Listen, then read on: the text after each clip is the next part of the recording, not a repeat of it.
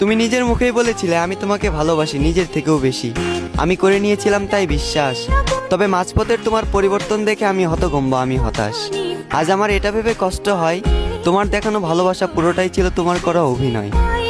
শেষ যেদিন তুমি আমার থেকে শেষবারের মতো বিদায় নিলে, আমি মনের ডাকে চিৎকার করে তোমাকে ডেকেছিলাম, তুমি দাওনি আমার সেই ডাকে সাড়া।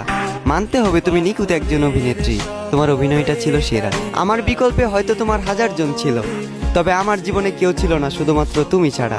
আজ তুমি অন্যের হাত ধরে পূর্ণতার পথে হাঁটো, আর আমি ব্যর্থতার পথে হাঁটি একা দিশেহারা। আমার বয়সটা খুবই অল্প, আর এই অল্প বয়সে বুকে জমা আছে দুঃখ শত শত। তোমার অভাবে প্রতিনিয়ত আজ আমার চোখে ঝরে অশ্রু, বর্ষার বাঁধ ভাঙা স্রোতের মতো। তোমার করা আঘাতের যন্ত্রণাটা ছিল ঠিক তেমন, দুর্ঘটনায় ছটফট করে মৃত্যুর যন্ত্রণাটা যেমন। ভাগ্যিস পুনর্জন্ম বলতে কিছু হয় না, যদি পুনর্জন্ম বলতে কিছু হতো তাহলে আমি সেজন্মে তোমার পিছু নিতাম, ভালোবাসার অভিনয় করে একদিন ছেড়ে যেতাম তোমাকে